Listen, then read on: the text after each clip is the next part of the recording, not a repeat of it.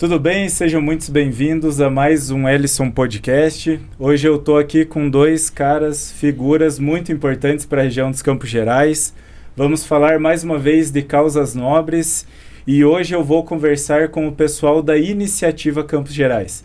Então você vai ficar sabendo o que é essa iniciativa, o que ela faz, e eu já posso adiantar, eles cortam árvore, gente. É isso mesmo. Então hoje eu vou conversar aqui com o Fábio Grade, ele é promotor de justiça, também coordenador regional do grupo GAEMA. E também vou conversar aqui com o Antônio Carlos Fontran, ele que é doutor em engenharia mecânica, atuando hoje com projetos autônomos. Sejam muito bem-vindos, meus amigos. Obrigado. Maravilha. Pessoal, e me contem aí, o que é a Iniciativa Campos Gerais, como que surgiu essa ideia, e o que eu fiquei mais impressionado é como que se preserva o meio ambiente cortando árvore. A motosserra geralmente é a inimiga, né, do meio ambiente, é tida como, né? Contra-intuitivo, né, pensar dessa forma, mas sim, não deixa de estar correto, né? Uhum. A motosserra ela é uma ferramenta, né, um instrumento para o que você vai usar e como você vai usar, né, depende da finalidade, a forma que você vai... Depende de quem está operando, né? Da intenção de quem está operando. Mas, começo aqui? Acho que como começou o grupo, né? Era interessante nós comentarmos, né, com o pessoal. E eu não lembro exatamente a época, a data, né? 2019. 2019, né? Naquela época, e ainda hoje eu participo, apesar de hoje estar menos ativo, no Grupo Universitário de Pesquisas Espeleológicas, o GUP, né? Que foi fundado aqui em Ponta Grossa, com o objetivo de estudar, de buscar conservação do patrimônio espeleológico, né, de cavidades, cavernas, furnas, enfim, do relevo kárstico aqui da nossa região, que é bastante rico. E naquela eu não lembro exatamente qual foi a demanda que nos surgiu na época, mas era uma demanda, acho que tinha alguma coisa a ver com o pino, não lembro exatamente o que era, acho mas... era alguma coisa da espeleologia. Da espeleologia, acho que era de cavernas, né? E nós fizemos um ofício, enfim, e o Dr. Fábio estava lá no GAEMA e nos convidou nos recebeu, né? E fizemos essa tratativa e daí começamos a conversar bastante. O Fábio, vocês vão reparar que ele gosta um pouco de conversar. E a gente conversando bastante, ficou muito claro, porque assim, para nós lá do GUP, para mim em especial, e acho que como qualquer pontagrossense e pessoa que mora aqui na região dos Campos Gerais, nós simplesmente temos amor pela nossa paisagem, pela nossa história, né? Nossa história é muito rica, nossa paisagem é rica, riquíssima, né? Nosso bioma de campo. Tem muita gente que acha que campo né? Quando você fala para a pessoa, pensa em natureza, né? Fecha teu olho e pensa em natureza. A pessoa provavelmente vai responder uma floresta, um oceano, né? Um rio, uma lagoa, um Pantanal, de repente. Mas raramente a pessoa pensa em campo. E campo é um bioma natural. E ele é muito rico, né? Então tem muitas áreas de campo ao redor do mundo que não são tão ricas, mas os nossos Campos Gerais são extremamente ricos em biodiversidade. E isso aí nos incomodava muito quando fazíamos prospecção e trabalho de campo e nos deparávamos com essa cena, que está cada vez mais comum, infelizmente, do pinus estar se alastrando, principalmente o pinus, né? A gente pode dizer que das espécies exóticas invasoras, né? Tomando o lugar do nosso Paraná antigo, né? Que é uma frase que a gente gosta bastante de usar. E o pinus, né? Que acabou sendo grande responsável, digamos assim, né? Por essa perda e dessa descaracterização. E aí a gente percebeu que o Fábio tinha pessoalmente, né, também essa mesma visão, né? Conta para nós, Fábio, você deu o exemplo do Cânion do Rio São João, Vale do Rio São João, né, que você do Carambeí, que é da tua infância, sim, né? E também conta para nós. Eu morei, eu sou de Curitiba, morei bastante no interior do Paraná, em várias regiões, e fiquei afastado aqui dessa região, que é uma região da minha infância. Minha mãe é pontagrossense, a família tem raízes, tenho parentes aqui, né, em Carambeí ainda. E a minha infância eu frequentava muito o Vale do Rio São João, que fica atrás aqui em Carambeí, e voltando ali algumas décadas depois, eu falei, meu Deus, mas virou tudo em pinos, né? Cadê os campos, né? As exposições de arenito que a gente tinha aqui, né? E como é que aconteceu isso? Eu sou da área jurídica, né? Mas comecei a me perguntar e a procurar informações. E quando iniciou o trabalho do GAEMA, aqui na região dos Campos Gerais, uma das atribuições é justamente definir para o Ministério Público, a gente trabalha com as promotorias de meio ambiente da região dos Campos Gerais, né? Definir prioridades regionais, né? Prospectar, entender, fazer um diagnóstico, prioridades regionais para atuação em meio ambiente do Ministério Público. E tem muita coisa, porque tem muita coisa importante, né, para ser feita nessa área, mas o Pinos foi, né, correndo a região e conversando com os técnicos, e é visível, né, da estrada, você vê, né, é difícil você estar viajando e achar um quadrado para você tirar uma foto de Campos Gerais ainda hoje que já não esteja contaminado, já não tenha o Pinos bem presente, às vezes já tomou conta de tudo, está tudo morto embaixo, né. Então, vimos que era um problema, né, por essas razões que o Antônio mesmo já explicou, e começamos a procurar entender um pouco melhor e conversar com o Embrapa, conversar com os órgãos ambientais, conversar com os técnicos da área, as universidades, o pessoal da silvicultura que planta pinos, conversar, né, com os setores envolvidos para ver, escuta, temos esse problema, o que está sendo feito, né, e não tinha muita coisa sendo feita, né. Todo mundo estava meio de acordo com que era um problema, acho que 100% de acordo, né, era um problema urgente para a nossa região aqui principalmente,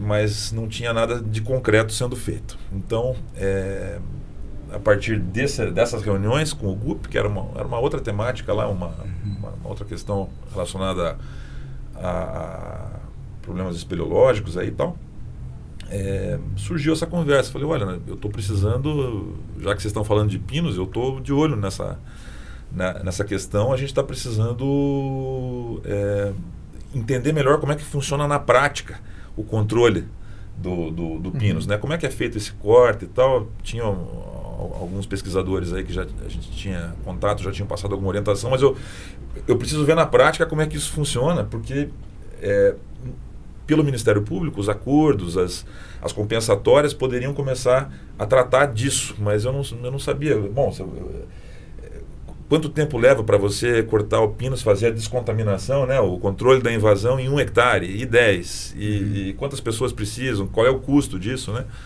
Então, precisava fazer um balão de ensaio para a gente dimensionar, né? Ter uma ideia melhor de parâmetro. E a partir dessas conversas, né, surgiu a ideia de criar um grupo de voluntários. Só que foi logo antes da pandemia, né?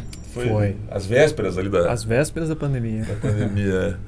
Então ficou essa ideia, o pessoal do grupo falou, vamos te ajudar nisso, tal, vamos fazer juntos, né, um grupo de voluntários, nós mesmos, ir para campo e a gente ver como é que isso funciona, né?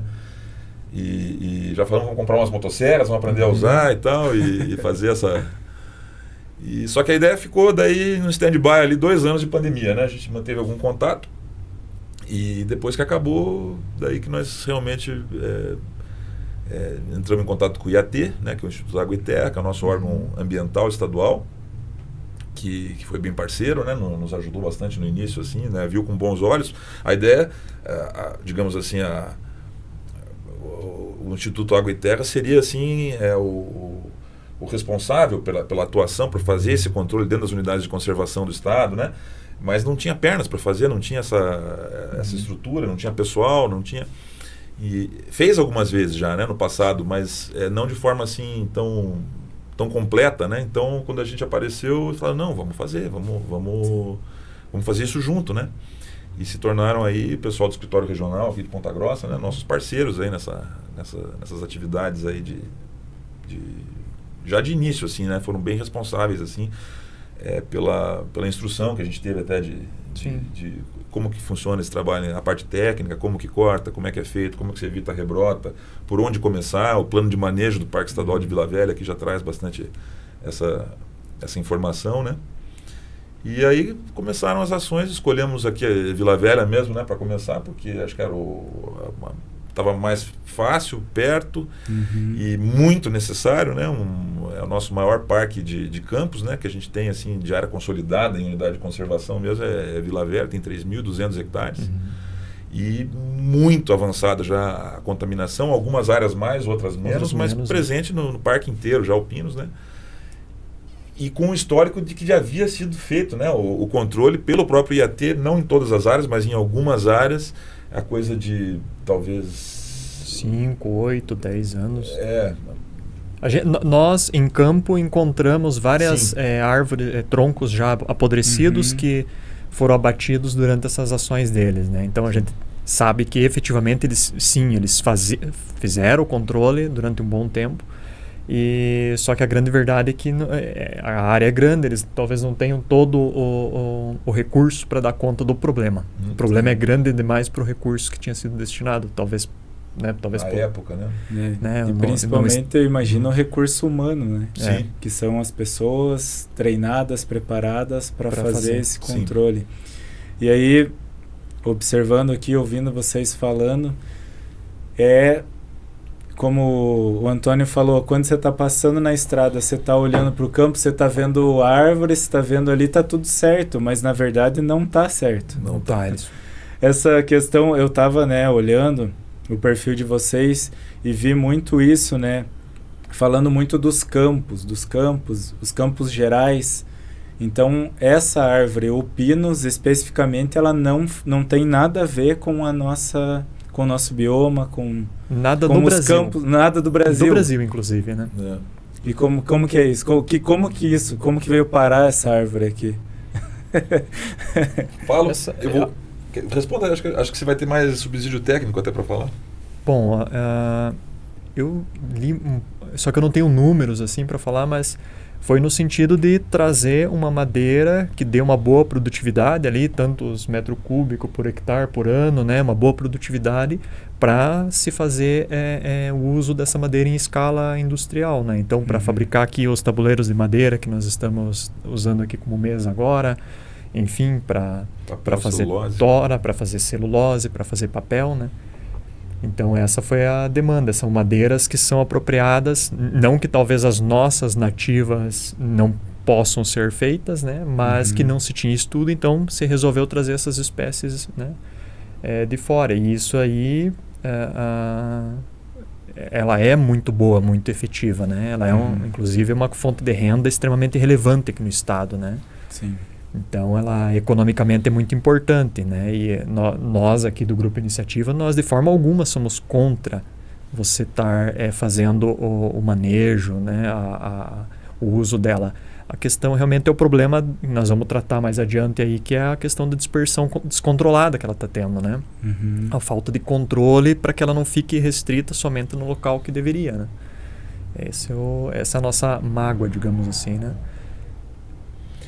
Na verdade, ela não é nem brasileira, né? Esse pinus que a gente tem muitas variedades, né, no mundo, mas esses que o nosso problema aqui são espécies que vêm da América do Norte, que foram trazidas, né, para essas grandes plantações.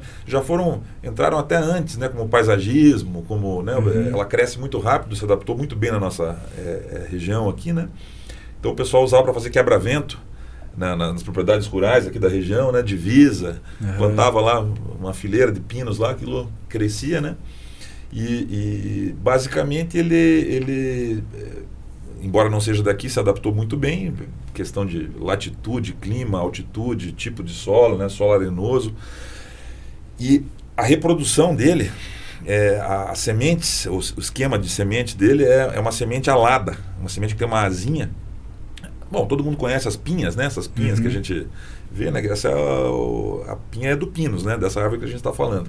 Cada pétalazinha daquela ali tem antes de abrir, ela tem dentro ali uma sementinha lá. Da hora que ela abre, que vira essa pinha que depois cai e fica pelo chão, aí ela dispersou as sementes dela.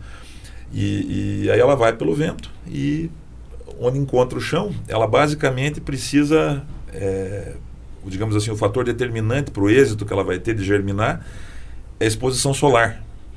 Então, onde o solo, a superfície do solo não está sombreada, então, diferente do que acontece nas florestas, né, que Sim. você tem árvores já ali, tal, tudo bem sombreado, você não tem sol chegando na superfície do solo, então você não vê o pinus entrando. Ele entra, mas é devagar, uma invasão muito mais lenta, muito menos daninha, digamos assim, né? Uhum. Agora, nos ecossistemas, né, como são os campos nativos, as estepes, o cerrado, a área de restinga, né, no litoral, a gente vê muito, né, pinos já entrando no litoral, nas encostas da Serra do Mar, aí também, onde por qualquer motivo fica mais exposto, né, o chão, a encosta ali está pegando sol direto, a sementinha cai ali, pode ser em cima da pedra, ela nasce, vira um pinus e dali 5, 6, 7, 8, 10 anos, dependendo da variedade, está espalhando suas próprias novas sementes, né, e em mais alguns anos ali são assim, pela informação técnica que a gente tem, da Embrapa e tal, são tipo 5.000 sementes todo ano, uma árvore, né? Então, como a gente não tem a barreira aqui na nossa região, é uma região de Campos Gerais, né? Essa estepe, esse campo nativo, que é o que a gente tinha aqui, que dá nome à região, virou uma praga, né? E seria o terreno perfeito, porque não tem a cobertura, né, das Exato. Outras árvores nativas, Exato. é o campo.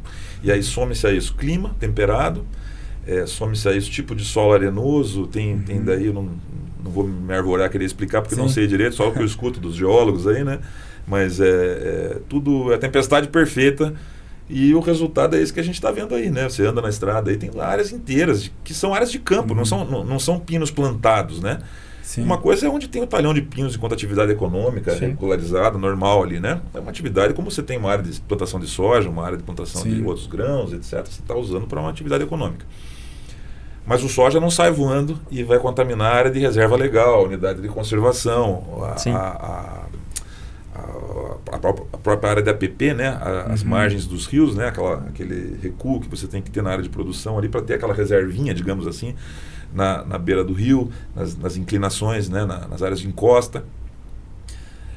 Toda a borda da escarpa, né? Você tem 100 metros de APP do degrau da escarpa para trás. Aquilo são áreas que a legislação já diz, olha, não é uma área de produção, é uma área de conservação, porque vai formar corredores, vai ser a reserva da nossa biodiversidade aqui, né? A nossa, nativa. Sim.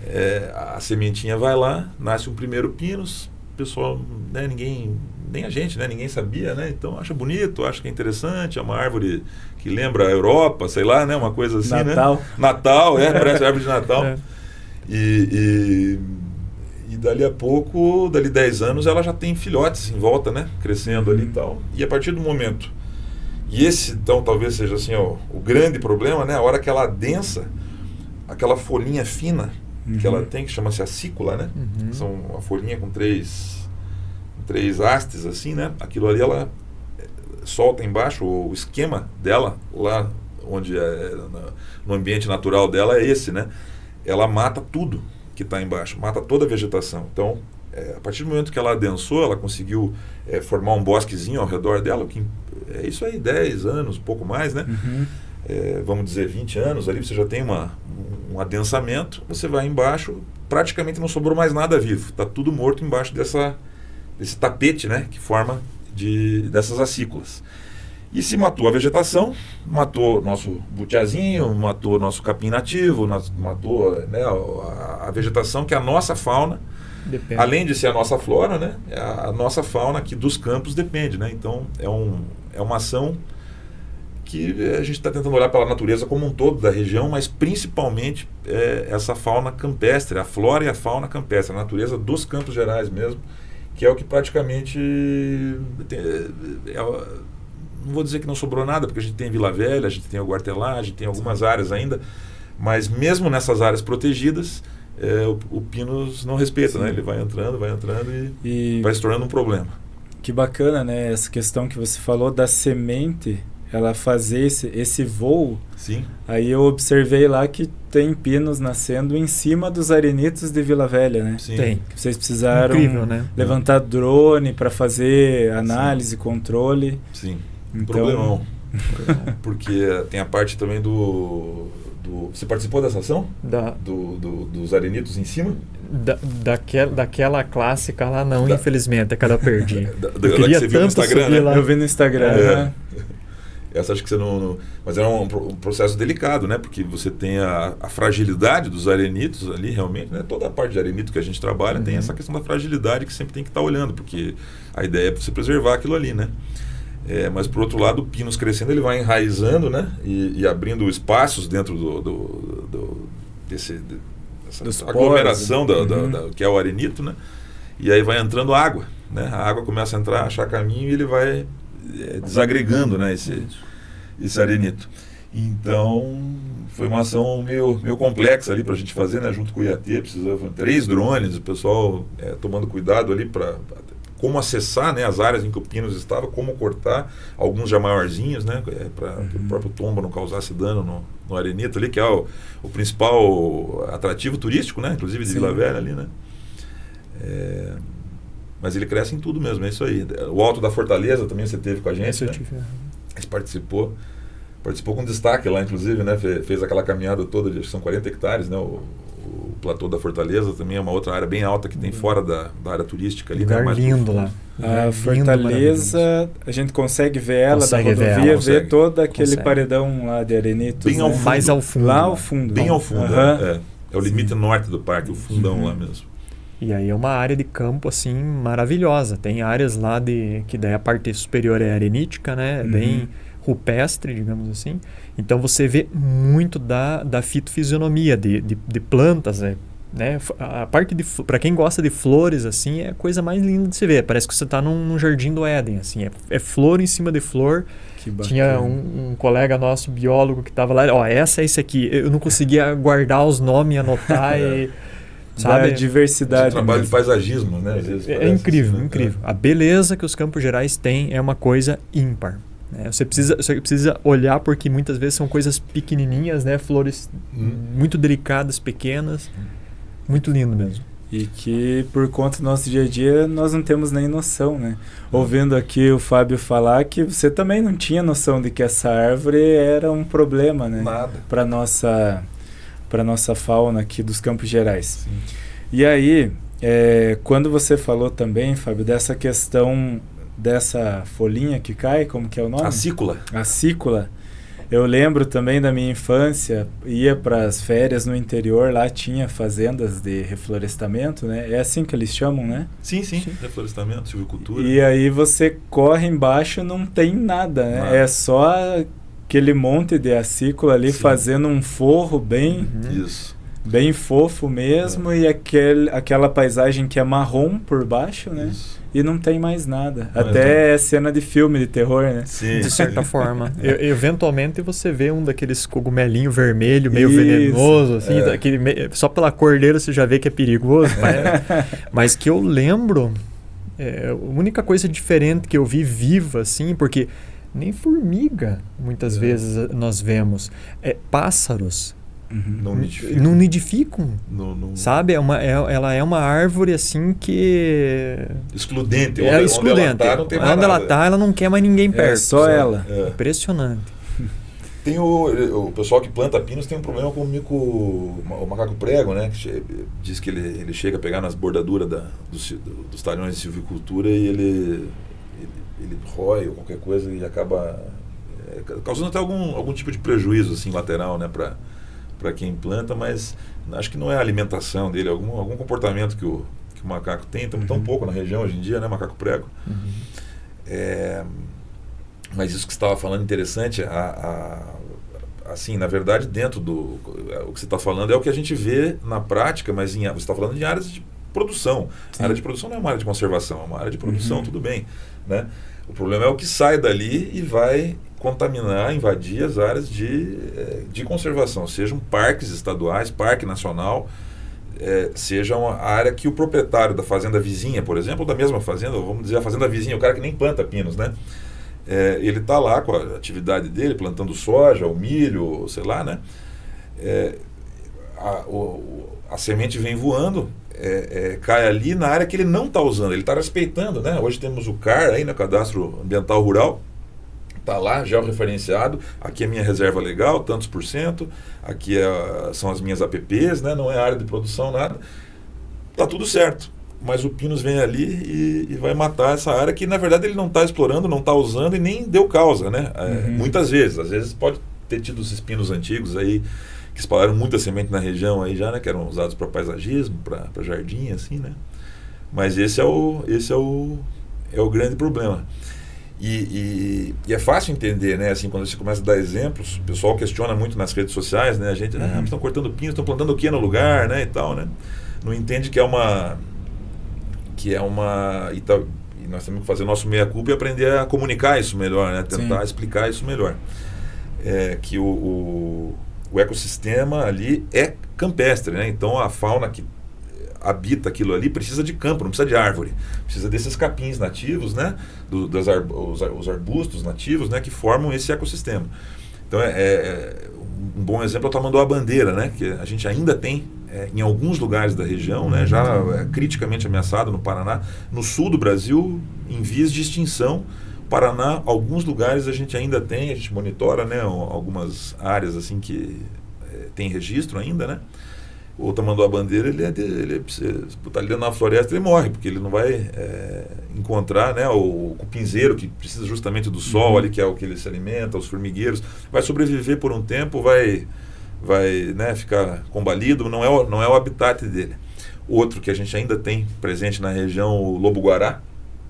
O lobo-guará, dentro da floresta, está lascado, não vai conseguir caçar, não vai achar o alimento dele, né, que é um canídeo, né, é carnívoro, mas depende muito de frutas, exatamente as frutas do campo, né? Butiazinho, essas várias espécies de fruta, né? Gerivá, né? Ele come muito também, que dá no campo, nas bordas de mata, assim, né? Encostando o campo. Então, e a gente tem espécies endêmicas aqui da região, tanto da flora, então tem algumas já assim criticamente, só existem no Paraná em alguns lugares ainda, criticamente ameaçadas. E estão aonde? Estão no que sobrou ali da reserva legal de uma determinada fazenda, outra, na área de APP, de preservação permanente, na beira de um rio ali e tal. E o pino está lá, crescendo, sombreando e tal. E o que seriam essas espécies endêmicas? Endêmicas são espécies que só ocorrem aqui, só ocorrem nesse lugar, né? Elas são endêmicas dos Campos Gerais do Paraná aqui. Nenhum outro lugar no mundo. A distribuição é muito restrita, né?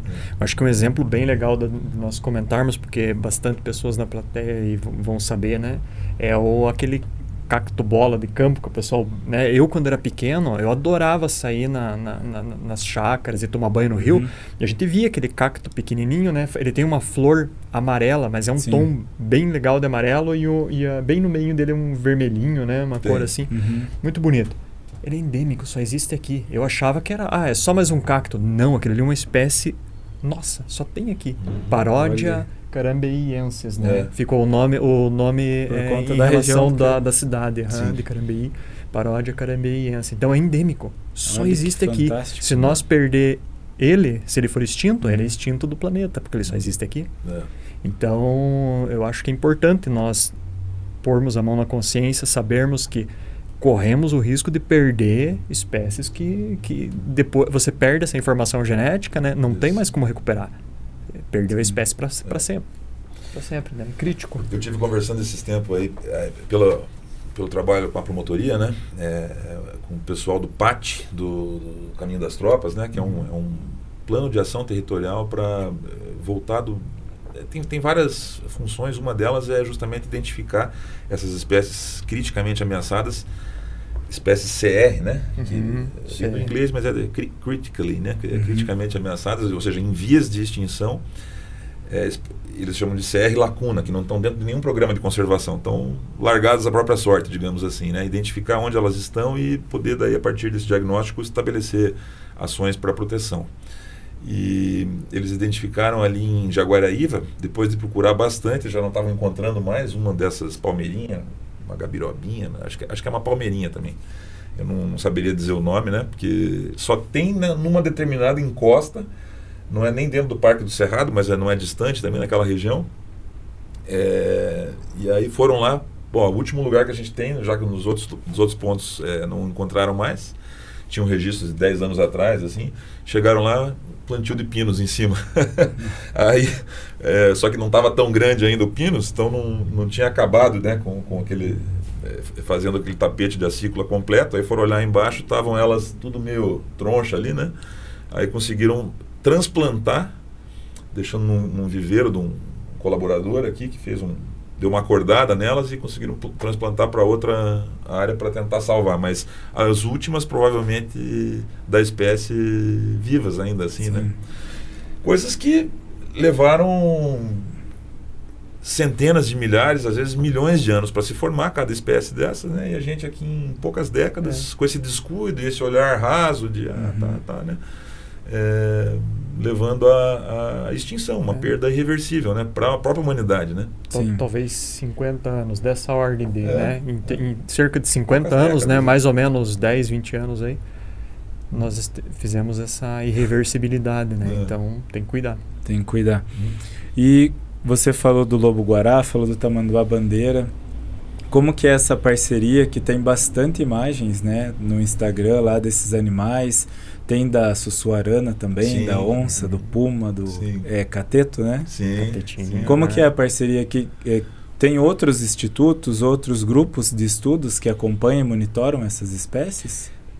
Cada um tem vários trabalhos de monitoramento, né, em curso. A gente iniciou esse trabalho assim em Vila Velha, pensando, até o Antônio foi né, que deu uma das primeiras ideias aí, mas pensando assim, já que nós vamos fazer a intervenção aqui, ainda que seja para cortar o pinus numa área que está perdida, vamos dar uma olhada no que está acontecendo aqui a hora que não tem ninguém, a hora que ninguém está aqui, né? O que está acontecendo de noite, o que está acontecendo aqui? Tem alguém usando, alguém que eu digo, algum animal, alguma movimentação, para entender melhor a área em que a gente está intervindo. Então começou assim e foram adquiridas essas armadilhas fotográficas, né, devagarinho, com contribuição dos voluntários mesmo. Temos hoje uma certa quantidade e fomos deixando antes e vendo antes e o depois da intervenção, depois do corte do pinus. Embora, claro, a natureza, depois que você cortou, ainda tem uma atividade de repasse que você tem que voltar depois de alguns anos, e a natureza, para se restaurar ali, esse campo mesmo, né, não tem como você plantar o campo, né, você tem que esperar ele fazer começar a se restaurar naturalmente, se regenerar, né? A própria semente do campo começa a circular por ali, etc. Muita coisa já está no solo, depende Isso vai levar muitos anos, né? E tem algumas técnicas que são projetos que a gente tem imaginado para o futuro aí, né? De enriquecimento dessas áreas para, digamos, agilizar o processo, né? Acelerar o processo de restauração ambiental, digamos assim, né? Mas o interessante é que assim que é feito o corte, né, só de você fazer o sol pegar de novo no solo e algumas das sementes que já estão por ali, já começam a nascer coisinhas verdes ali, né? Então você volta pouco tempo depois, um ano depois, assim, o que era esse cenário que você falou, tudo marrom, já tem coisa verde. E os bichos estão usando, porque enquanto é só pinos, não tem o que eles fazerem ali. É aquela coisa que não tem deserto. Às vezes o javali, né, que é outra exótica invasora que a gente tem, bastante problemática na região, gravíssima, inclusive para a nossa fauna nativa e tudo. Ele, às vezes, anda dentro do pinus ali, ele gosta de se coçar, né, na casca do pinus por alguma razão. Você vê, tem pinos que ele vai dando a volta e ele acaba tirando toda a casca. E você vê a altura dele, daí, né? São uns bichos grandes, né? Acaba matando até a árvore, às vezes, né? Cortou, dali um ano aquilo ali virou um espaço, ainda precisa de muita coisa, né? Muito tempo para a natureza se restaurar, mas já é um espaço que está sendo devolvido, digamos assim. A bicharada voltou a caminhar por ali, a onça passa de vez em quando vendo se não tem alguma coisa para ela, né? A passarinhada vem trazendo semente, vem atrás do verde que está nascendo. Então é gratificante até pra gente, assim, né? Muita coisa que a gente publica aquilo que a gente acha que as pessoas vão estar interessadas em ver, mas é interessante pra gente mesmo, né? Ver essa regeneração. Enfim, o voluntário é isso. O que remunera o voluntário é essa sensação de que você está fazendo, né, a tua parte, que está realmente produzindo resultado, né? E exatamente, ver o resultado, né? Foi lá, cortou, descontaminou, e aí o que acontece? E aí você começa a ver o mato nascendo de novo, o capim, os animais voltando, isso é muito bacana. Nas bordas de mata araucária, é impressionante, né? Como tem lugares assim que a gente até brinca, né? Vamos fazer um controle de araucária, né? Araucária é demais ainda aqui, né? Porque a bicharada começa a circular de novo e traz semente. E começa a aparecer os pequenininhos, né? Da araucária, ela começa a vir ali. E essa relação, a araucária é nativa nossa. Ela não gera esse problema que o pinus gera. Não. Perfeitamente adaptada, né, ao nosso ecossistema. Ela é daqui, né? Ela tá em casa, né? Ela tá fazendo tudo certo, digamos assim. E quando você falou lá, Antônio, do grupo lá do GUP, que faz o estudo das cavernas, né? Eu conheço por apelido, né, o Judeu, que ele fez uma descoberta de um desenho histórico lá. Um painel arqueológico. Um painel arqueológico de araucárias. Eu vi isso daí. Vocês tiveram conhecimento disso? Não? Sim. Foi uma descoberta em Piraí do Sul. Salvo engano, Piraí do Sul. Eu não estava presente nesse trabalho de campo que eles fizeram esse achado. Eu nem fiquei sabendo, porque como ele era relevante demais, ia se fazer um artigo científico para publicação, então eu nem fiquei sabendo, só fiquei sabendo no dia que saiu a publicação. Porque tem essa questão de ineditismo e tudo mais, né? E, poxa vida, quando nós vimos aquilo, foi fantástico, né? Saber, né? A gente ter uma evidência de que não somos só nós que temos esse apego com essa árvore símbolo aqui do nosso estado e de toda a nossa região aqui, né? Sul do Brasil, enfim, né, até adentrando aqui os países vizinhos. Mas os brasileiros originários, os povos originários também já reconheceram, né, provavelmente algumas cenas de algum ritual que eles faziam. Claramente você percebe que tinha uma importância muito grande para eles essa árvore. Né? Então, não é exclusividade nossa ter esse gosto, esse apreço tão grande pela araucária, né? Os brasileiros antigos aí também tinham, né? Sim. Pinturas rupestres, né? Isso, uma pintura rupestre. Isso. Acho que eu acabei não falando, né? Ele encontrou uma pintura rupestre de um painel que tinham várias araucárias, assim. Sim. E muito bem preservado. Se não me engano, me corrija, mas acho que é a primeira vez, né? É o primeiro registro. Por isso que eu falei do artigo científico, ser inédito e tal. É a primeira vez que você tem esse registro dessa espécie.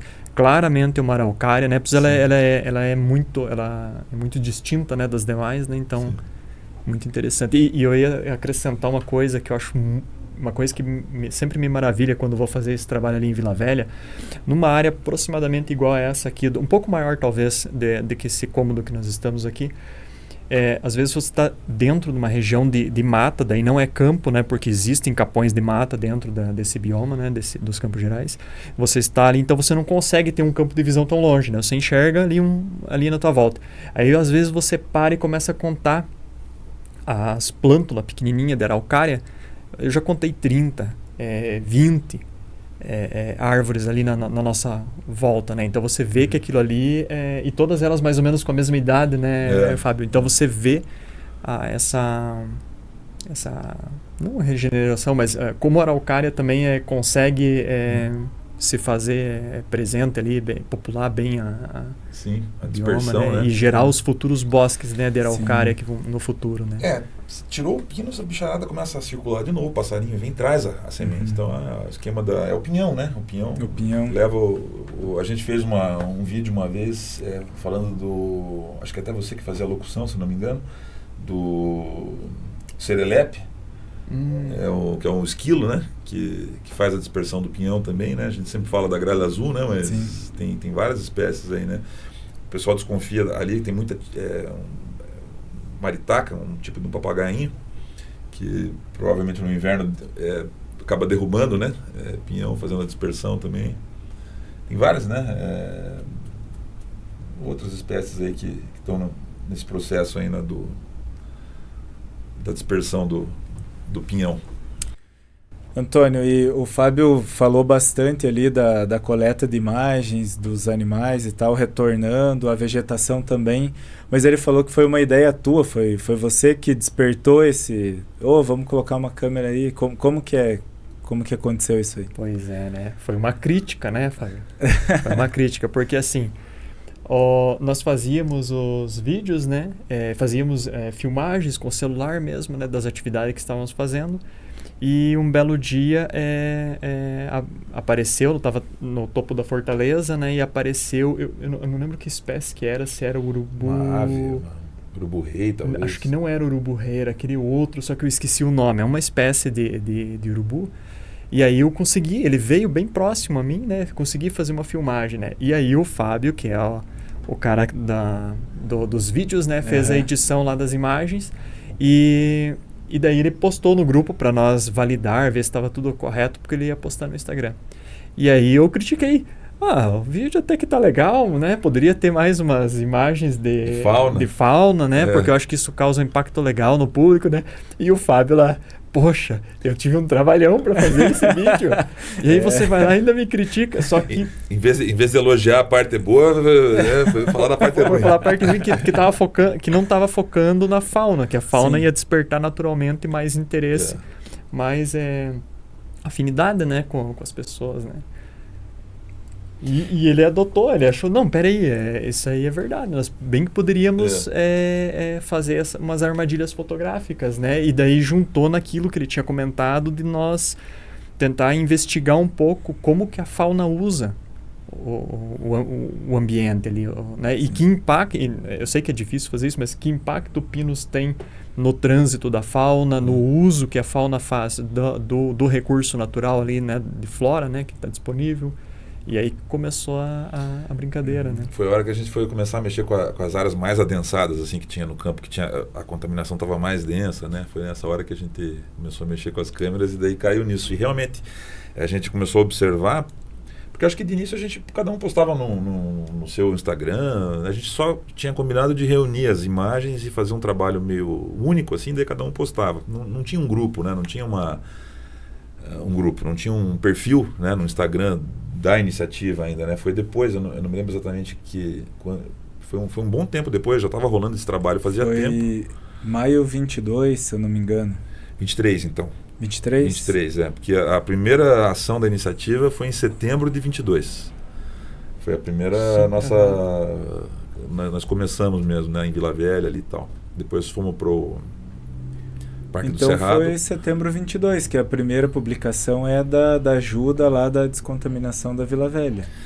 Mas a primeira publicação do nosso grupo no Instagram Então é maio 23, daí citando aquele trabalho de setembro de 22, isso mesmo. Isso. Porque daí a gente falou, não, precisamos... a gente viu que estava dando movimento, e para daí não ficar uma coisa pessoal minha ou dos outros que estavam postando nos seus perfis pessoais, falei, vamos fazer um grupo, um perfil do grupo, né? Nem sabíamos, né, como é que isso funcionava, não sabíamos nada. Até hoje estamos, né, batendo cabeça e aprendendo aí, esse mundo da rede social. Mas aí aprendemos ali o básico e criamos esse perfil. E aí cai nisso do que o Antônio falou. A gente observou assim que quando você mostra lá as espécies da flora que estão sendo beneficiadas, ou só a questão do corte do pinus, movimenta mais para as pessoas que já sabem do problema, assim, que estão preocupadas também com a questão do avanço do pinus, ou seja, já olham, já enxergam o pinus como um problema, já, né, movimenta mais por aí, né, e responder dúvidas e tal. Mas a hora que você começa a botar a fauna, né, principalmente essa fauna, mamíferos, aves, assim, o pessoal começa a entender melhor. Opa, tem habitantes, né? Essa área tem... Tem vida além da flora, né? Além das plantas, tem os animais. Sim. E a fauna tem, né, um apelo, né? Tem um poder de encantamento na gente, assim, né? Empatia, né? As pessoas comuns, que às vezes não são tão, assim, ligadas em temas ambientais, acabam não tendo tanta empatia com a flora, né? E mais com a fauna. Sim. Deveria ser igual, deveria ter empatia igual com toda a biodiversidade nossa, né? Mas acaba tendo essa tendência. Assim. E o uso, a imagem de fauna acaba ajudando, porque daí a pessoa que não é muito ligada nisso, às vezes não, né, tá passando o Instagram ali rapidinho, né? A ideia é tentar atrair a atenção dela para um vídeo que ela, às vezes o motivo de parar para ver é uma imagem bacana da fauna, né? Mas junto sempre você vai ver que está a mensagem do Pinos, tentando explicar, né, comunicar a importância dos campos, desse ecossistema e o problema do Pinos, que é o foco principal da iniciativa assim, até hoje, né? E aí, eu imagino aqui que o pessoal que consome esse conteúdo lá do Instagram e que vai consumir o conteúdo aqui do podcast, né, eu tenho certeza que o cara vai pensar assim, mas eu posso pegar um facão, um machado e sair derrubando pinos por aí? Eu vou estar fazendo uma boa ação? Como que funciona isso? Como que vocês chegaram aí para dentro do campo, fazer o corte? Que cuidado tem que ter? E eu sei lá também que tem bastante pedido de gente para ajudar vocês. Sim. É uma dificuldade, assim, é uma atividade que envolve uma série de riscos. A verdade é essa, né? É uma atividade que envolve uma série de... O voluntário, ele está assumindo uma série de riscos que são inerentes à atividade, por mais que a gente use e faça questão, né? É inegociável, né? O EPI completo, de motosserrista de campo mesmo, então... calças anti-corte, né, que vem com uma fibra por dentro, que já salvaram algumas vezes aí, até recentemente, aí, semana passada, tivemos um incidente com a motosserra lá, um joelho salvo, que não sei o que ia sobrar do joelho se não tivesse com a calça anti-corte, né, de um voluntário experiente nosso aí e tal, mas enfim, o imprevisto acontece, trabalha em áreas, né, muito irregulares, né, muito íngreme, pelo que eu entendi, né, lá. Sim. Lá no local era, mas como nós, né, trabalhando na Mancha lá, por exemplo, quando a área é mais inclinada, essa camada de acícula do pinus que ela fica super lisa. Você não consegue... Então é motosserra, inclinado, cansado, né? Sim. Às vezes quente, né? Tal coisa, numa área instável que você não consegue ficar muito... É uma receita de problema, né? Fora a cobra. Insetos, né, vespa, abelha, esse tipo de coisa, todo mundo ali acho que já foi picado, né, por mamangava, marimbondo, né, esse marimbondo que dá muito nos arenitos ali, né, pode ser só uma dor, um incômodo momentâneo ali, mas tem pessoas que têm alergia, tem pessoas que têm reações alérgicas e nem sabem que tem essa alergia, porque não estão expostas àquele tipo de marimbondo, àquele tipo de veneno, né, então a gente vê serpentes, né. Não é assim tão comum. Não é tão comum, né? Mas... Eu até achei que seria mais comum. Né? Mas é um risco, né? E aí você está numa área remota. Isso, exato. Aí você toma uma mordida lá de abelha, de marimbondo, né? Uma picada, e você não sabia que era alérgico e se mostra alérgico. Sim. Você está numa área remota, como é que vai fazer? Né? Muitas áreas que a gente trabalha são bem remotas. Bem remotas, assim, até você chegar nos confins do Vila Velha é um bom exemplo, né? Mas trabalhamos na Meia-Lua, na RPPN ali também, tem áreas que são distantes ali, você tem que entrar no mato e chegar nas áreas que estão bem contaminadas, né? E fazer o trabalho lá. Em Piraí do Sul também, né? Outra área. Na Flona de Piraí do Sul, ali a gente tem uma área que é do ICMBio, né? Uma parceria com o ICMBio ali, com a gestão, né, da unidade ali. Também você tem que subir as áreas mais contaminadas atualmente, que a gente... Estamos no finalmente ali já, mas ainda tem uma coisinha para fazer lá. Tem que subir um morro lá, tal, sem trilha, né? Campo e tal. Então, a gente... O grupo chegou num certo tamanho assim que as pessoas todas que entraram e estão ali presentes, né? Não em todas as ações, mas que estão sempre voltando e participando, tal, são pessoas que já eram experientes com esse tipo de atividade e alguns não tinham a prática da motosserra, né? Eu é um caso, né? Tinha pouca prática, né? Tive que aprender. Mas agora já tem uma certa maturidade assim, nesse tipo de... desenvolveu essa capacidade de usar com segurança, né? E bem ciente dos riscos que a atividade envolve. Daí o complexo é isso, você trazer novos voluntários que tenham esse perfil, né? Que tenham costume, né, com esse tipo de atividade e estejam dispostos a correr esse tipo de risco. Enfim, é uma aventura, digamos assim, até certo ponto, né? Mas que a gente tem que ter muito cuidado para não trazer pessoas que às vezes vê lá o vídeo dos bichos, né? Achando que é uma coisa mais... É importante que a pessoa tenha bem a noção de onde que ela está entrando, né? Tem dia aí que é chuva, o dia inteiro o pessoal trabalhando, cortando árvore na chuva. Próprias árvores grandes são um perigo, né? A gente tem que se manter E usando o EPI, abafador, às vezes você perde um pouco a noção de onde que estão os colegas, daqui a pouco está um derrubando a árvore em cima do outro, né? Já aconteceram situações assim de susto, né? Com isso. E é perigoso, né? São árvores muito grandes, né? Dependendo da região. Então tem toda essa questão que a gente está tentando cuidar, né? Para trazer novos voluntários. A gente precisa de ajuda, a gente quer que o grupo cresça, a gente quer que surjam outros grupos. Outros grupos, sim. Né? Multiplique, né? Inspirar, né, as pessoas a botarem a mão na massa, porque é isso que precisa, não tem outra forma de fazer, né? Você tem que ir lá e cortar o pinus. Mas com cuidado, né? O que é uma atividade voluntária para terminar bem o dia, para terminar legal, não é para terminar em tragédia, né?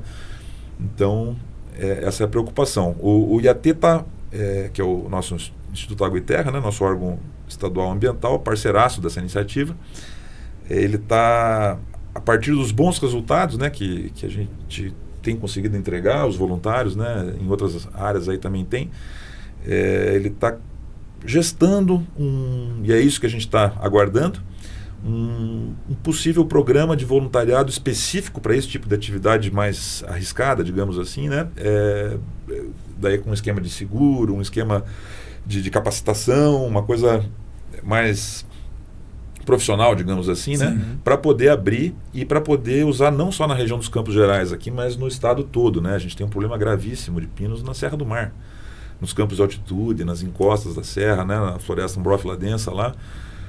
As áreas em que, vamos supor, por qualquer motivo criou-se uma degradação, né, Antônio?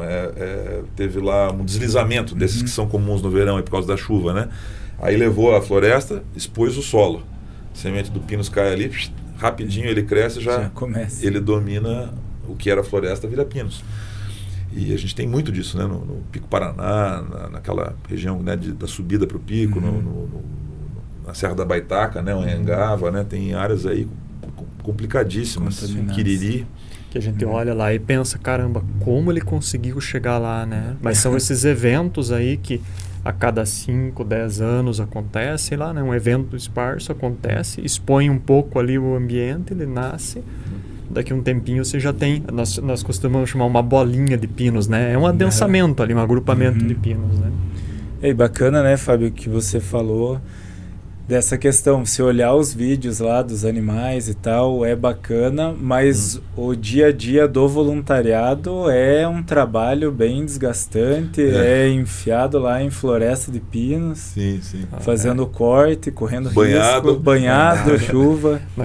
Nossa, eu lembro nós fizemos, acho que 2 meses atrás, eu acho, uma atividade ali em Vila Velha, estava em um daqueles dias excepcionalmente de calor, né? Exaustão térmica, né? E nós estávamos subindo na tal da mancha. Mancha porque estava uma mancha gigante de pinos numa região bem alta lá, bem remota.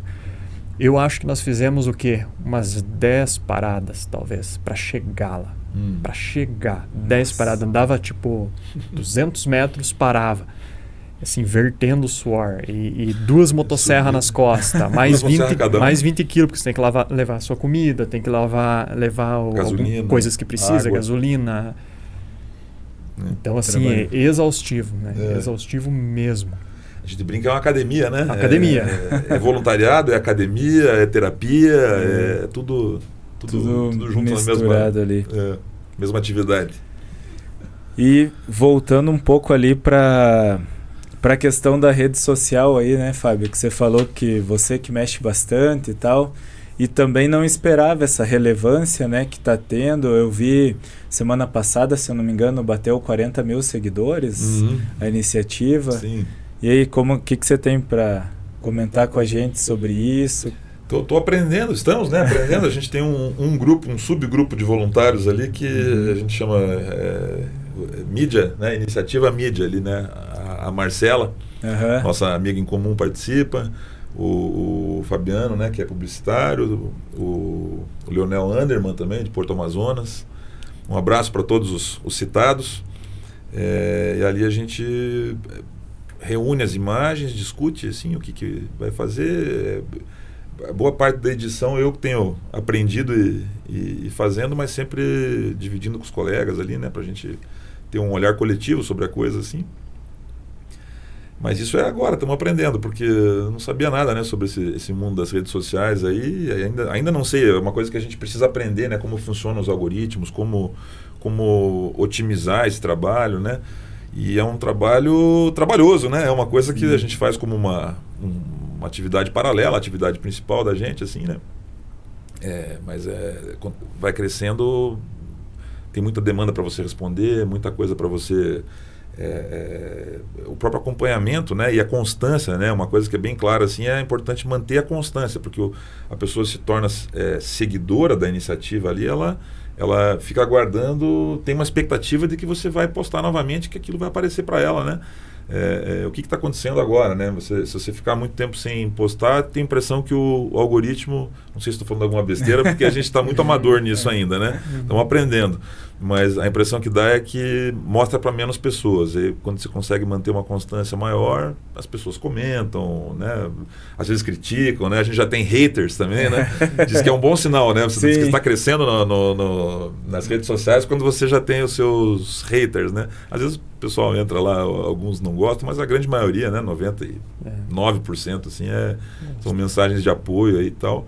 E é gratificante, né? Você vê que você está fazendo um trabalho que, de certa forma, embora ainda muito no início, né, uma coisa que não vai resolver sozinho o problema do Pinus, mas pelo menos para cuidar de algumas áreas que podem se tornar santuários, né, para preservação dessas espécies mais ameaçadas desse ecossistema, e que podem servir de matrizes para o futuro também, né? Se for recuperar outras áreas, você vai tirar essas sementes, essas espécies da onde, né? Sim. Então a gente acaba olhando por esse lado mais estratégico, assim, de você ter essas reservas bem cuidadas, né? De flora principalmente, né? Mas também de fauna que usa esses ambientes. E interessante você ver que as pessoas estão começando a...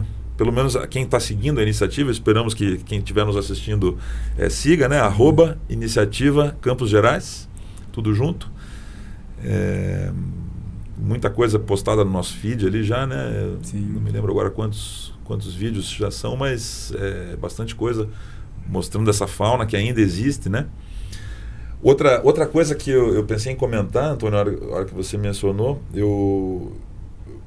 paralelamente com o trabalho das câmeras ali, eu me recordo de certa feita falando com uma pessoa aqui de Ponta Grossa, envolvida com a questão ambiental, e essa pessoa me perguntou assim: Fábio, mas aqui não tem mais bicho aqui, do que vocês estão falando, né? Que bicho é esse, né? Aqui não é Pantanal, Sim. né? Amazônia, tudo bem, Pantanal, mas aqui não tem, né? E aí, poxa, mas então as pessoas que moram aqui não sabem porque realmente essa fauna arredia, ela está sempre escondida, tem muito caçador, tem muita, né? Não é uma relação amistosa com o ser humano, né? Ela está nessas áreas de conservação e não está se mostrando, né? Mas a gente mostrar que ela, né, com imagens que ela ainda existe, que aqui em Ponta Grossa nós temos onças, aqui, né, no município de Ponta Grossa. Sim. Nós temos lobo-guará, nós temos o tamanduá-bandeira, a gente provavelmente não tem mais aqui no registros recentes, pelo menos, né? Então, um morto que foi encontrado na região de Itaiacoca um tempo atrás aí.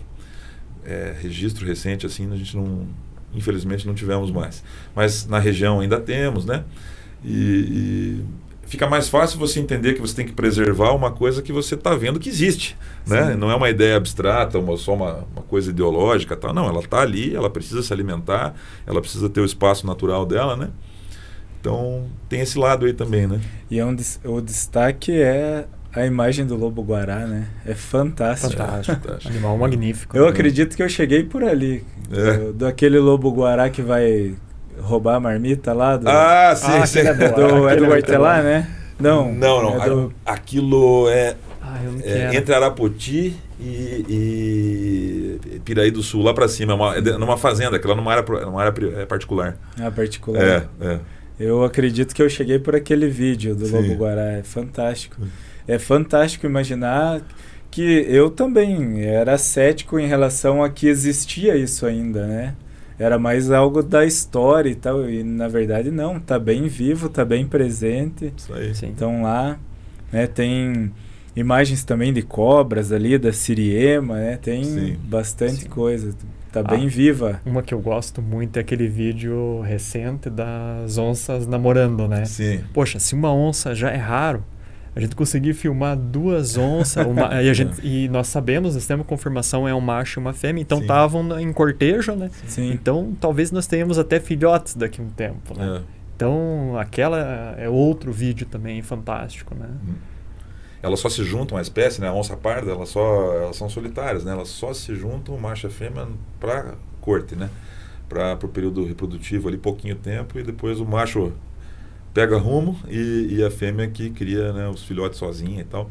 Então é um comportamento bem típico ali, né, que foi e raro de você pegar, né, na natureza mesmo assim, muito difícil, né, levou muita sorte, né, uma câmera despretensiosa que estava numa área nem pensando em onça, não era das que estavam monitorando as onças, né, então apareceu o casal ali, né, não sei se chegou a ver essa. Eu vi. E é dentro da área do Parque de Vila Velha aquele, né? Aquela área é a área linda. De divisa. É quase na divisa, né? Divisa com o proprietário vizinho. Proprietário vizinho, né?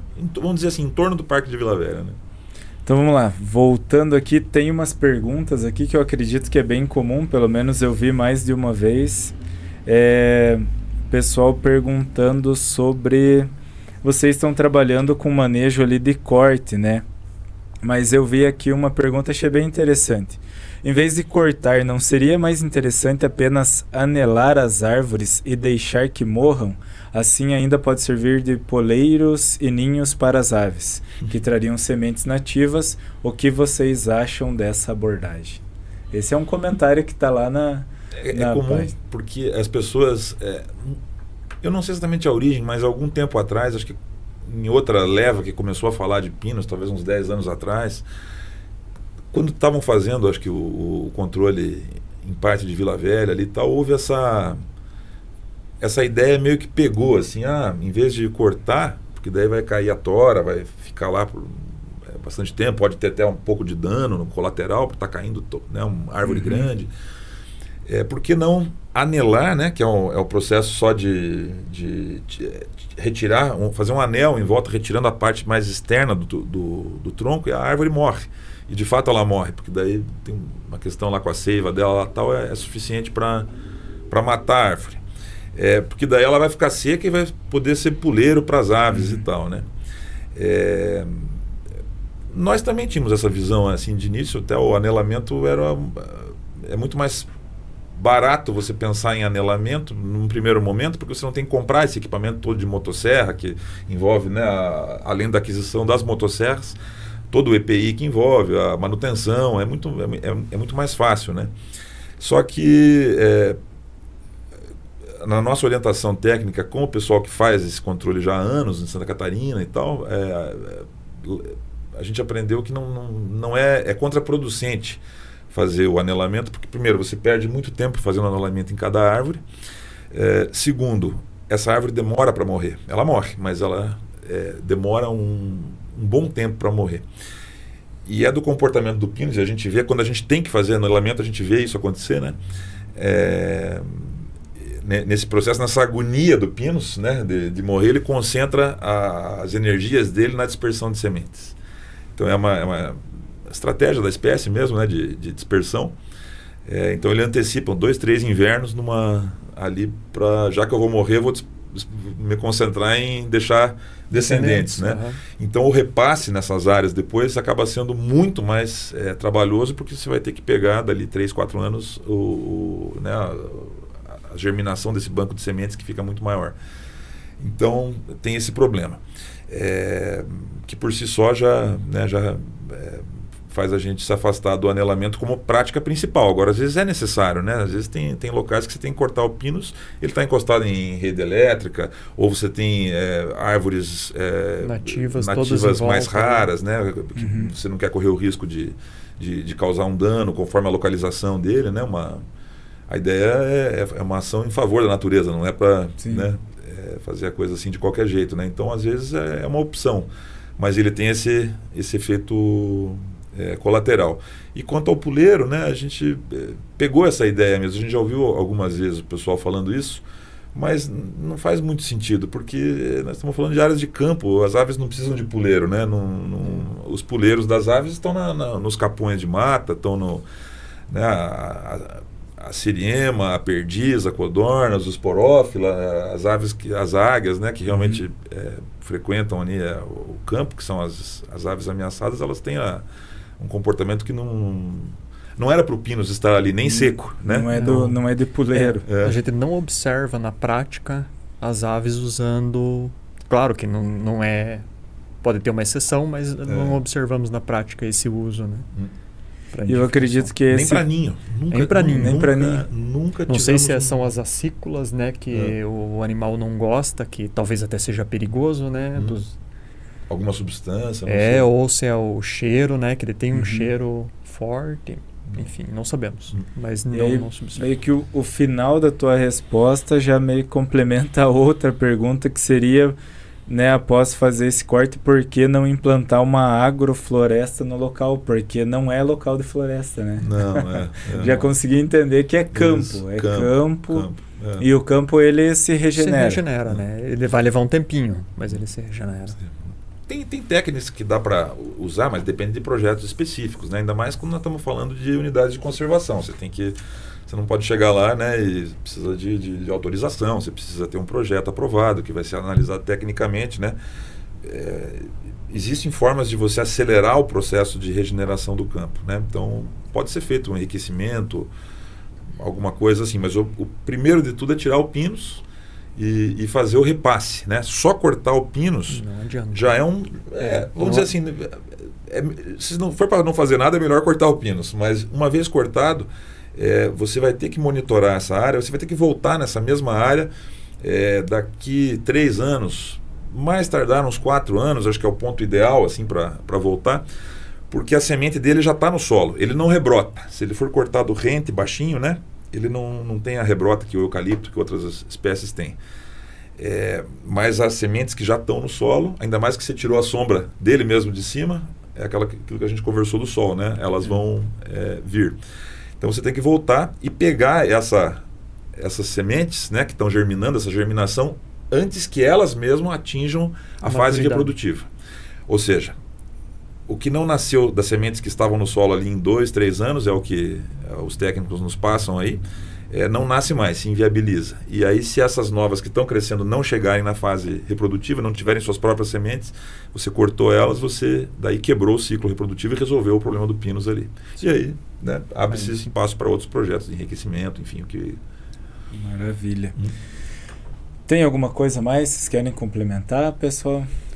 Antônio? Eu não lembro se ficou respondida a primeira pergunta, porque nós acabamos falando de bastante coisa. Do a primeira anelamento? Pergunta não era sobre se eu posso fazer o manejo do pinus em qualquer lugar. É algo verdade. assim. Foi para além, É que nós acabamos mas não divagando. respondeu, tipo, é que ficou ali a ideia de que é difícil, que é um trabalho técnico, exige bastante profissionalismo, mas não ficou claro se qualquer um pode pegar e ir lá e cortar com machado. A parte... o corte pode ser feito de várias formas, né? Quer explicar, Antônio? Acho que... Vamos pensar numa planta pequena, que vai recém-nascido. Arranca-se. Porque se você... E mesmo que ela já esteja maior, né? Sim. Mesmo que ela esteja ainda na fase de plântula, se você consegue, porque daí chega uma hora que a raiz está grande o suficiente, você já não consegue mais arrancar, né? Mas a preferência é arrancar, Com tirar raiz a terra, né? Limpar a raiz e ainda prender ela ali num lugar de ponta cabeça de um jeito que ela não encoste no solo, porque ela é muito fácil de voltar. Ela brota de novo. Ela é feita para enraizar, assim, né? A gente vê muito no campo, fácil de enraizar. Dizem que isso não acontece, mas é lenda, que acontece assim, a gente vê no campo muito caso assim. E aí depois que ela fica um pouco maior, a gente vai fazer o abate mesmo, cortar, né? Então, especialmente quando ela é jovem, tem que se cortar o mais rente possível ao solo. Se você cortar um pouco mais alta, existe a chance dela não morrer e voltar a crescer, né?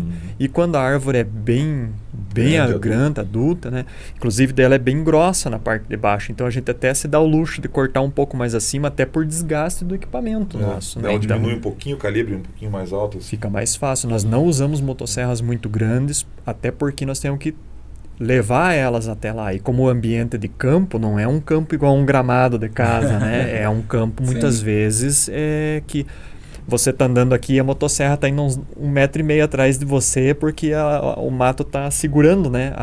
Você arrastar ela junto contigo. Então nesse ponto é bem difícil. Então o pessoal que está fazendo uma trilha aí, por exemplo, você falou Pico Paraná, aquela região ali da Serra, ou até mesmo aqui próximo ao Alagados, ali eu vi que foi ali, mas foi a iniciativa da Copel que limpou toda aquela área de pinos? Teve uma compensatória que ia ter mesmo, uma medida compensatória de uma condicionante, alguma coisa assim, uma medida ambiental de alguma dessas, um empreendedor, não sei se foi da Copel, da Engie, alguma coisa assim. Foi feita uma área, mas não tem a ver com a nosso trabalho dos voluntários. Mas eu sei que o pessoal gosta bastante de fazer caminhada ali na região, ali é o Vale dos Escoteiros, Vale do Caçandoca, é o Rio Pitangui, né? Sim. Também o São Jorge. O pessoal que está caminhando naquela área e encontrar um broto, alguma coisa de pinos ou jovem... Sim, pode arrancar. Assim, a gente sempre orienta, né? Com autorização do proprietário e da terra, né? Porque aquilo... enfim, está na terra alheia, você tem que respeitar, né, a orientação do proprietário. Então, se tiver autorização, pode fazer. A única coisa é que a gente tem ainda, né, aí da parte da promotoria estamos trabalhando isso junto com o Estado, tal, para a gente ver como é que a gente pode melhorar a normativa aqui no Paraná sobre isso, mas ainda para intervenção em APP, ou seja, em área de preservação permanente, beira de rio, degrau da escarpa, área muito inclinada, você ainda precisa de uma autorização ambiental para mexer, mesmo que seja para tirar pinos, o que não faz muito sentido na nossa realidade aqui, mas essa é a normativa que ainda existe. Então, beira de rio tal, entrar no site do IAT, ver como é que funciona lá a declaração, para você, né, não correr o risco de ter um dissabor aí, de ser autuado, sei lá, por estar querendo fazer uma boa ação e ter um problema. Fora isso, autorização do proprietário e só, né? Acho que, né, quanto mais tirar o pinos, melhor, né? E os próprios proprietários, né? Se conscientizarem do valor que tem, né? Ainda aqueles que têm áreas de campo significativas ou expressivas dentro da sua propriedade, né? A importância que tem, o quanto isso está ficando raro. Recentemente eu participei de um trabalho que envolveu os 3 estados do sul, pensando nos biomas campestres, né? Então aqui Campos Gerais, basicamente, a área de Guarapuava e Palmas, aqui no Paraná, alguma coisa dos campos de Curitiba, mas que não sobrou nada, né, significativo mais. Campos de cima da Serra, Santa Catarina, a parte dos aparados da Serra no Rio Grande do Sul, lá e o Pampa, né? O Pampa pega uma boa parte do Rio Grande do Sul. E pessoal, né, pesquisadores mostrando tal, o que sobrou, qual é a situação atual do campo, né? Eu vendo os 3 estados na tela assim, tinha a mancha, tem muitos problemas no Pampa lá também, mas ainda tem, né, manchas grandes ali e tal, do Pampa, aí em Santa Catarina umas manchinhas, no Paraná não tinha nada, né? Eu falei, pô, mas peraí, nós estamos... cadê os nossos campos, né? Nossos campos gerais? Aí eu falei, mas escute, mas não está certo, a base de dados está errada. É muito pouco, mas tem, né? Daí eles falaram, não, é que está um pouco fora de foco o projetor. Deram uma acertada no projetor. Pareceu uma poeirinha, que são os últimos retalhos, né? De campo, né? Então esse é o estado de coisas atual, né? Muito pouco campo, e mesmo esse muito pouco, sofrendo muito aí embaixo dessa ameaça que é o pinus invasor, né? Esse pinus que não está sendo controlado. Maravilha. E do cadastro dos voluntários, você já falou, né, Fábio? Está esperando, então... Estamos esperando uma definição, trabalhando junto com o IAT nisso, para fazer uma coisa com bastante responsabilidade, né? Responsabilidade técnica, e a ideia é que a gente envolver a comunidade nesse tipo de ação é muito legal, né, Antônio? Sim. A iniciativa é isso, né? Pessoas que voluntariamente quiseram, né? Um grupo, hoje a gente tem uns 30 e poucos aí no grupo, que resolveram doar, né, um final de semana por mês, ou às vezes mais, né? Alguns são os mais entusiasmados e vão todo final de semana trabalhar, né, no campo. Outros menos, mas assim, tudo isso é muito legal, mas precisa ser feito com responsabilidade, né, com cuidado, para o que é para ser uma coisa boa não virar notícia ruim, né? Depois, no final, aí tal, machucar a gente, coisa assim, né? Então, tem tudo isso que a gente está equalizando junto com o IAT, aguardando algumas definições aí. Mas acho que para esse ano deve sair alguma coisa. Então, o pessoal que quiser ter mais novidades, @Iniciativa Campos Gerais. Isso aí. Você vai postar tudo lá, com certeza, né? Sim. Quando abrir essas vagas aí. No dia. Precisamos muito de ajuda, né? Tem muita coisa por fazer. É difícil, às vezes, a gente conseguir fechar um grupo maior, né? Para ações que precisam de grupos maiores, assim. Então, a gente precisa. A gente não responde, às vezes, porque tem muita mensagem e porque a gente não tem muito o que responder de positivo. Mas sigam, por favor, e fiquem de olho. Assim que a gente tiver novidade aí, a gente vai postar. Isso aí, pessoal. Então, chegamos ao fim aqui. Quero agradecer ao Antônio, ao Fábio, por poder trazer e compartilhar conosco essa iniciativa, né, que é muito inspiradora. Não deixem de seguir eles nas redes sociais, principalmente no Instagram, com @Iniciativa Campos Gerais. Nós ficamos por aqui. Quero agradecer. Muito obrigado, Fábio. Eu que agradeço. Pela oportunidade aí de trazer mais conhecimento, trazer mais lucidez aí, né, do que está acontecendo nos nossos Campos Gerais. Você também, Carlos, obrigado. E obrigado. É isso aí, pessoal. Obrigado pelo espaço, né? Deixar uma mensagem aí para o pessoal? Fiquem à vontade. A gente olhar mais, né, para os nossos campos aí, né? Não ter... A parte norte dos Campos Gerais é uma mistura já de campo com cerrado, né? Uhum. É considerada a área de fisionomia campestre, né, que tem no mundo inteiro, né? Tem savana na África, a gente Ásia, tem na Ásia, bastante. na Austrália, mas a mais biodiversa do mundo é essa. E nós estamos perdendo, né? Estamos empobrecendo o planeta aí por não estar olhando para essas questões que estão na cara, né? Basta você estar viajando, olhando para os lados, aí você vai ver pinos para todo lado que não deveria estar ali, né? Vocês queriam deixar uma mensagem final, Antônio? Acho que era isso mesmo. Agradecer ao pessoal que tem acompanhado nas redes sociais, mesmo que às vezes não está junto conosco lá no campo trabalhando, mas às vezes ajudando até respondendo dúvidas lá dentro do Instagram. A gente agradece bastante a todo mundo. Pede desculpa também por não responder a todos, porque ficou grande demais, né? Ficou bastante grande, o que é bom, mas que acaba muitas vezes nós não conseguimos responder nessas demandas das pessoas. É uma atividade secundária, né? Para todo mundo, cada um tem o seu trabalho, então é uma coisa que faz de noite, faz final de semana, né? Como é que é? É 100% prejuízo, né? 100% prejuízo. É uma atividade que é 100% prejuízo. O único lucro que a gente tem é a sensação do dever cumprido. Sim. De estar ajudando, né? Nem que seja chamando atenção para o problema, para que daí mais adiante se tenha uma legislação embasando e as pessoas efetivamente conscientes, né? e ajudando toda a sociedade, né? Trabalhando em prol da conservação desses remanescentes aí de campos nativos nossos, tão valiosos, né? Maravilha, pessoal. Então, aproveitando aqui, agradecer também ao nosso patrocinador, a GH Imóveis, que patrocinou esse episódio. Ela conta com um catálogo aí de mais de 1.000 imóveis na cidade de Ponta Grossa e ajudou nós aqui a contribuir também com a informação, e espero que possa chegar para muitas pessoas aí e que o trabalho continue a inspirar e a preservar o nosso bioma, que é tão importante. É isso. Obrigado, pessoal. Obrigado, Elson. Obrigado, Valeu. Elson. Valeu.